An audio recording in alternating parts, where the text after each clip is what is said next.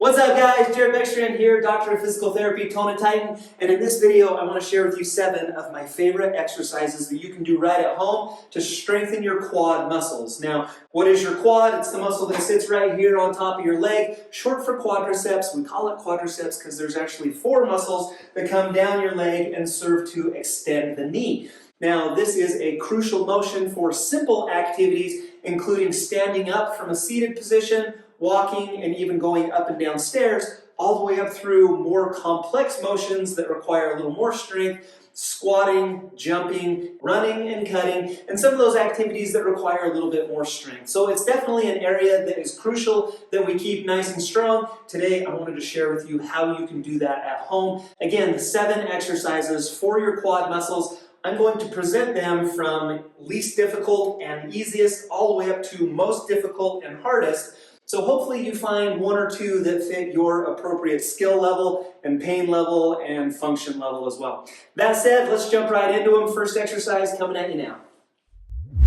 My first 3 exercises are going to be in a non-weight bearing position, not as functional as a weight bearing exercise, but a great place to start and a great place to establish a neural connection with your quads, being able to voluntarily contract that muscle in a good mind-muscle connection. That's what we're all about. These are great for beginners, or if you're in a significant amount of knee pain, or if surgery was recently in your past. These are all great exercises to start with. Exercise number 1 is going to be a quad set.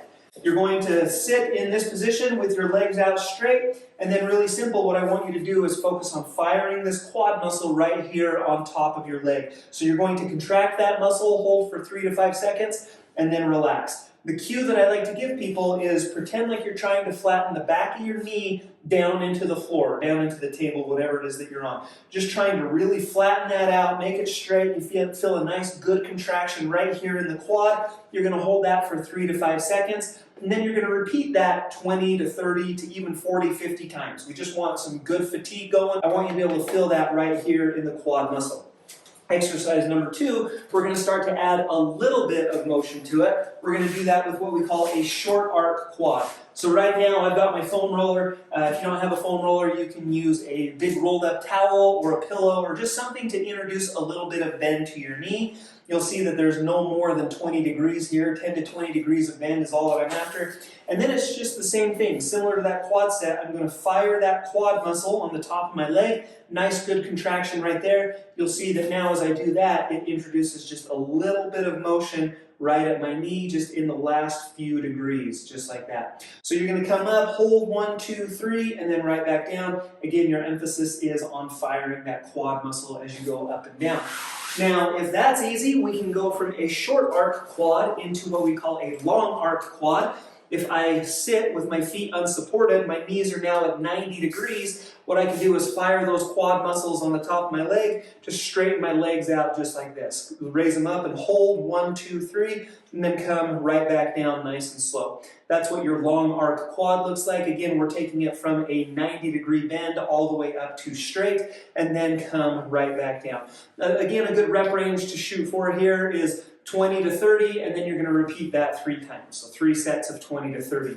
Now, as that gets easy, and as your quads get stronger, an easy way to progress the short arc quads and the long arc quads would be with an ankle weight. Just strap an ankle weight right down there around your ankles. All of a sudden now there's a little more resistance on the quads.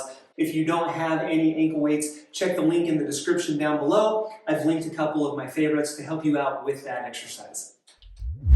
All right, let's progress some of those non-weight bearing exercises with some actual weight bearing exercises that are going to be a little more functional. First place that we need to stop is with a squat. Easiest way to train a squat is with a chair, just working on some simple sit to stand transfers.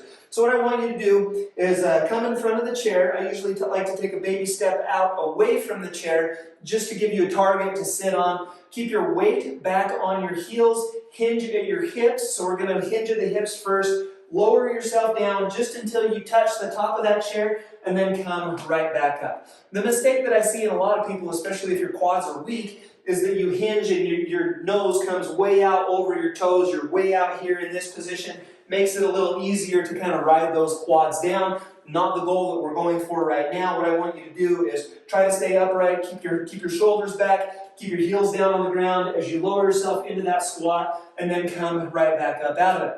Now, about 10 to 15 reps is what we shoot for. When the chair becomes easy, you can move away from the chair, and then we're just going to do air squats in this position right here. Again, my weight is on my heels, my shoulders are back. You'll see that I lower myself as low as I can go comfortably, as low as my pain and my strength allow, and then come right back up out of it. 10 to 15 repetitions is a great number to shoot for on the squats. If you need even more resistance, grab some dumbbells. That's going to be the next step up. Exercises 5 and 6 are going to introduce some lunges. We go from a functional squat, which is weight bearing with both legs, into a functional lunge, which is more weight bearing with just one leg. The easiest way to introduce lunges and to start to do those is going to be with a reverse lunge. So you're going to stand right here with your feet together. You're going to drop one leg back behind you. That's my right leg. And then I'm going to use my left leg to slowly lower myself down until my right leg hovers just above the ground, and then drive right up out of it. Again, the connection is right here into that left quad. As I come down, I'm going to now fire that quad to help drive myself up out of that lunge. And then if I want to, I can alternate. So it looks just like this. 10 to 15 repetitions on each side is a good number to shoot for. Grab some dumbbells when that gets easy.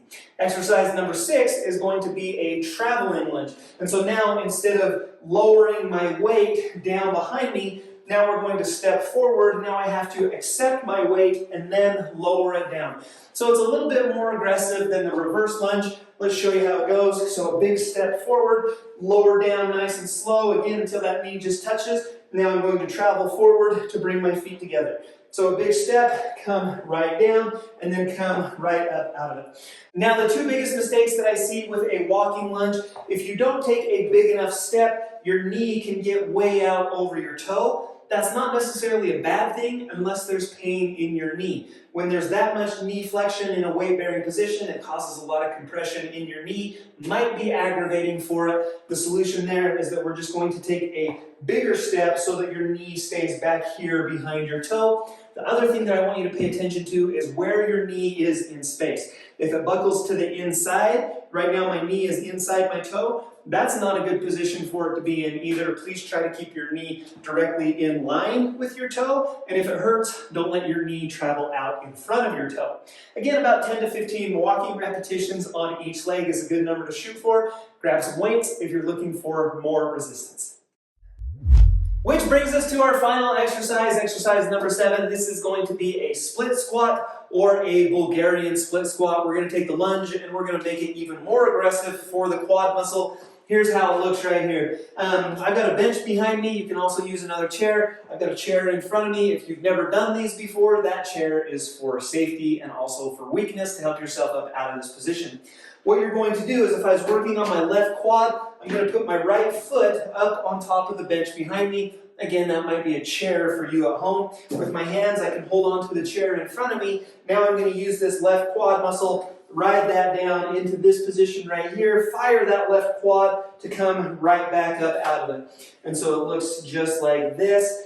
When you're strong enough, the goal is going to be to get rid of that chair so you don't need that assistance. So now we're going to come into this position right here. One more progression on that is you can actually do this exercise holding some dumbbells. That would be even more aggressive. That's probably my favorite way to strengthen your quad muscles at home. 3 sets of 10 to 15 repetitions on each leg is a great number to shoot for.